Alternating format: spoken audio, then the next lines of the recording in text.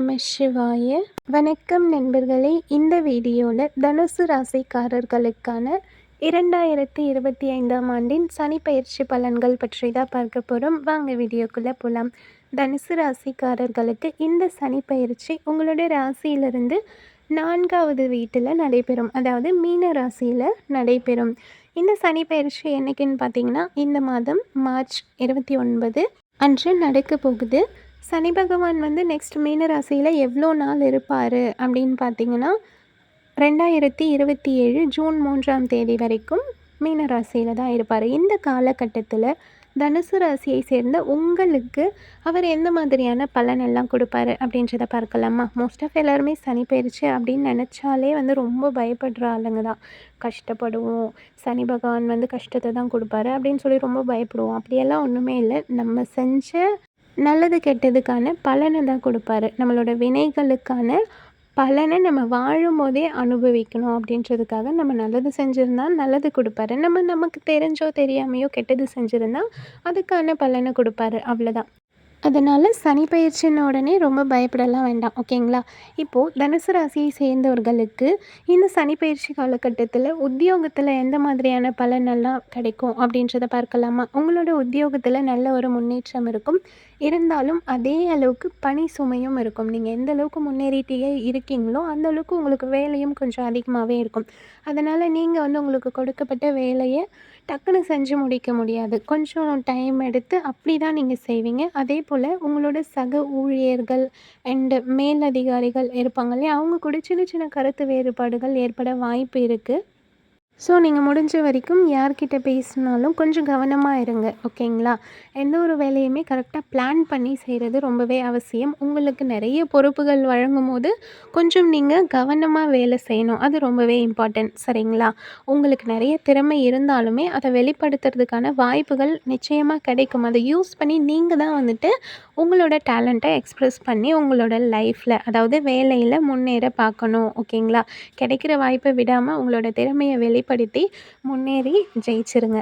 புதுசாக வேலை தேடுறவங்களுக்கு கண்டிப்பாக நல்ல ஒரு கம்ஃபர்டபுளான வேலை கிடைக்கும். ஆனால் குறைஞ்ச சம்பளத்தில் தான் கிடைக்கும், சரிங்களா? நீங்கள் எக்ஸ்பெக்ட் பண்ணுற எல்லா சலுகைகளுமே கொடுப்பாங்க. பட் சேலரி கொஞ்சம் கம்மியாக தான் இருக்கும். அதனால் நீங்கள் புதுசாக வேலைக்கு சேர்றீங்க அப்படின்னா உங்களுக்கு எது செட் ஆகும் அப்படின்றத யோசித்து முடிவு பண்ணி ஜாபில் ஜாயின் பண்ணுங்கள். அதுக்காக கிடைக்கிற வேலையை வேண்டாம் அப்படின்னு சொல்லி நிராகரிக்கவும் வேண்டாம். உங்களுக்கு ஓகேன்னு நினச்சிங்கன்னா கண்டிப்பாக ஜாயின் பண்ணிடலாம். அடுத்ததாக தனுசு ராசியை சேர்ந்தவர்களுக்கு இந்த சனி பயிற்சி காலகட்டத்தில் தொழில் பலன் எப்படி இருக்கும் அப்படின்றத பார்க்கலாமா? தொழிலை பொறுத்த வரைக்கும் நீங்கள் எடுக்கிற முயற்சிகளில் ஒரு சிலது வெற்றி அடையலாம், ஒரு சிலது வெற்றி அடையாமலும் போகலாம். அதனால் நீங்கள் கொஞ்சம் கவனமாக இருக்கிறது அவசியம். அதே சமயம் கரெக்டாக பிளான் பண்ணி உங்களோட வியாபாரத்தை செய்யணும், ஓகேங்களா? தொழிலை பொறுத்த வரைக்கும் கொஞ்சம் கவனமாகவும் பொறுமையாகவும் எந்த ஒரு விஷயத்தையும் யோசித்து கையாளுறது ரொம்பவே அவசியம். புதுசாக நீங்கள் தொழில் செய்யணும் அப்படின்னு நினச்சிட்டு இருக்கீங்கன்னா அதுக்கான காலகட்டம் இது இல்லை. கொஞ்ச நாள் போகட்டும். நீங்கள் அந்த பிஸ்னஸை பற்றி எல்லாமே தெரிஞ்சுக்கிட்டு பிஸ்னஸ் நுணுக்கங்களை ஓரளவுக்கு கற்றுக்கிட்டு அதுக்கப்புறமா ஸ்டார்ட் பண்ணுங்கள், சரிங்களா? கொஞ்சம் யோசித்து செயல்பட வேண்டியது ரொம்பவே அவசியம். ஏன்னா இந்த காலகட்டத்தில் தொழிலை பொறுத்த வரைக்கும் நீங்கள் எதிர்பார்த்த அளவில் வருமானம் வருமா அப்படின்னு நினச்சா கண்டிப்பாக அதுக்கு வாய்ப்பு கொஞ்சம் கம்மி தான். அதுக்கேற்ற மாதிரி, அதாவது நீங்கள் எதிர்பார்க்குற லாபம் கிடைக்கணும் அப்படின்னு நினச்சிங்கன்னா அதுக்காக ரொம்ப ஹார்ட் ஒர்க் போடுற மாதிரி இருக்கும். ஸோ எதுனாலும் தொழிலில் கொஞ்சம் கவனமாக இருக்கிறது ரொம்பவே அவசியம், அவ்வளோதான். அடுத்ததாக தனுசு ராசியை சேர்ந்தவர்களுக்கான காதல் மற்றும் குடும்ப உறவில் எந்த மாதிரியான பலன்கள் இந்த சனி பயிற்சிக்கு பிறகு இருக்கும் அப்படின்னு பார்த்தீங்கன்னா, உங்களோட குடும்பத்தில் தந்தையோட ஆதரவு உங்களுக்கு ரொம்பவே அதிகமாக இருக்கும். உங்களோட தாயின் ஆதரவு கிடைக்கிறதுக்கு கொஞ்சம் தாமதமாகும். பட் அப்பாவோட ஆதரவு உங்களுக்கு எப்போவுமே இருக்கும்.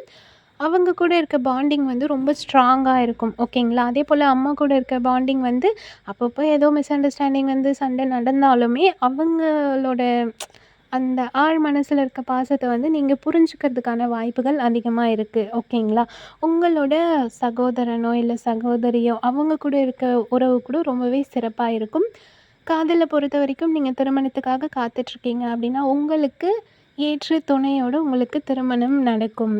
இல்லை காதல் உறவு எதுவுமே இல்லை, நார்மலாக மேரேஜ்க்காக நீங்கள் பார்த்துட்ருக்கீங்க அப்படின்னாலுமே உங்களுக்கு பொருத்தமான ஒரு வரன் உங்களுக்கு கிடைக்கிறதுக்கு இந்த காலகட்டம் ஏதுவான ஒரு நேரம்னே சொல்லலாம். அது கிடைக்கிற வரைக்கும் நீங்கள் கொஞ்சம் பொறுமையாக இருக்கிறது ரொம்பவே அவசியம். நீங்கள் கொஞ்சம் பொறுமையாக தேடினா அமைதியான நல்ல ஒரு வாழ்க்கை உங்களுக்கு வந்துட்டு கிடைக்கும். ஓகேங்களா?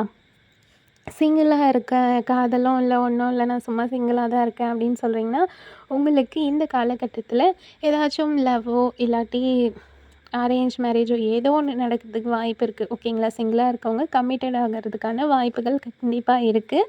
அவ்வளோதான். குடும்பத்துலேயும் காதல்லையும் வந்துட்டு பெருசாக எந்த ஒரு பிரச்சனையும் இருக்காது.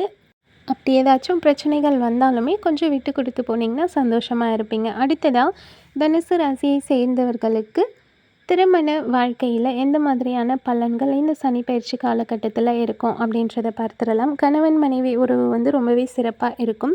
உங்களோட வாழ்க்கை துணையோட நீங்கள் வந்து ஒரு குவாலிட்டி ஆஃப் டைம் ஸ்பெண்ட் பண்ணுவீங்க. அந்த அவங்களுக்காக டைம் ஸ்பெண்ட் பண்ணும்போது ஒருத்தருக்கு ஒருத்தர் பேசி புரிஞ்சுக்கிட்டு ரொம்பவே சந்தோஷமாக இருப்பீங்க. என்னதான் நீங்கள் 2 பேரும் சந்தோஷமாக இருந்தாலுமே அப்பப்போ சின்ன சின்ன கருத்து வேறுபாடுகள் ஏற்படுறதுக்கு வாய்ப்பு இருக்குது. ஸோ நீங்கள் விட்டு கொடுத்து போனீங்கன்னா சுமூகமான ஒரு உறவை பராமரிக்க முடியும். நீங்கள் ரொம்ப சந்தோஷமாக இருக்கணும், ஹாப்பியாக இருக்கணும் அப்படின்னு நினச்சிங்கன்னா யாரோ ஒருத்தர் விட்டு கொடுத்து போனீங்கன்னா கண்டிப்பாக ஹாப்பியாக இருக்கலாம். பெருசாக எந்த ஒரு பிரச்சனையும் இருக்காது. உங்களோட அன்புக்குரியவர்கள் இருப்பாங்க இல்லையா, அவங்க கூட நீங்கள் ரொம்ப ஹாப்பியாகவும் நல்லா எப்படி சொல்கிறது, ஒரு லைஃப் லாங் மெமரபுளான விஷயங்களை வந்து உருவாக்கணும் அப்படின்னு நினச்சிங்கன்னா கொஞ்சம் விட்டு கொடுத்து போயிட்டு சந்தோஷமாக இருக்க பாருங்கள். அவ்வளோதான். பெரிய பிரச்சனைகள்னு எதுவுமே இந்த காலகட்டத்தில் உங்களுக்கு இருக்காது. சரிங்களா? அடுத்ததாக தனுசு ராசியை சேர்ந்தவர்களுக்கு இந்த சனி பயிற்சி காலகட்டத்தில் நிதிநிலை பலன் எப்படி இருக்கும் அப்படின்றத பார்க்கலாம். உங்களோட பொருளாதார நிலை வந்துட்டு வரவேற்கத்தக்க அளவுக்கு வந்துட்டு இருக்கும். ஓகேங்களா? எல்லாருமே வந்து பார்த்து ஆச்சரியப்படுற அளவுக்கு உங்களோட பொருளாதாரம் முன்னேற்றம் அடையும். உங்களோட எதிர்காலத்துக்காக நீங்கள் சேமிக்கிற அளவுக்கு உங்ககிட்ட நிறையவே பணம் இருக்கும். நிறைய முதலீடுகள் வந்துட்டு நீங்கள் செய்வீங்க. டிஃப்ரெண்ட்டான இன்வெஸ்ட்மெண்ட் எல்லாமே செஞ்சு உங்களோட ஃப்யூச்சருக்காக நீங்கள் பேக்கப்ஸ் எல்லாமே ரெடி பண்ணுவீங்க.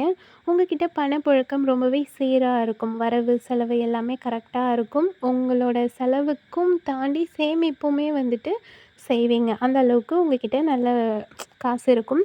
ஒரு சில நேரத்தில் நீங்கள் ஆடம்பரமாக செலவு செய்யணும் அப்படின்னு சொல்லி நினைப்பீங்க. அப்படி இல்லாட்டி சொத்து, அசையும் அசையா சொத்து ஏதாவது வாங்கணும், வண்டி வாகனங்கள் வாங்கணும் அப்படின்ட்டு ஆசைப்படுவீங்க இல்லையா? அதெல்லாம் செய்கிறதுக்கான வாய்ப்புகளும் அதிகமாக இருக்குது.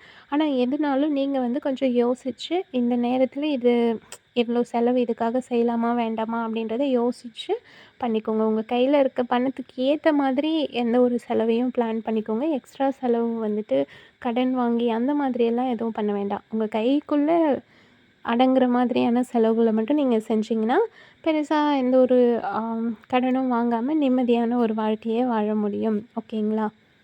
அடுத்ததாக தனுசு ராசியை சேர்ந்த மாணவர்களுக்கு இந்த சனி பயிற்சி காலகட்டத்தில் எந்த மாதிரியான பலன்கள் இருக்குது அப்படின்றத பார்க்கலாம். இந்த காலகட்டத்தில் மாணவர்கள் ரொம்பவே சிறப்பாக வந்துட்டு படிப்பாங்க. மனசை ஒருமுகப்படுத்தி அவங்களோட கல்வியில் கவனத்தை செலுத்துவாங்க. ஓகேங்களா? கடின உழைப்பு போடுறது மூலயமா அவங்களோட இலக்குகளை கண்டிப்பாக அடைய முடியும்.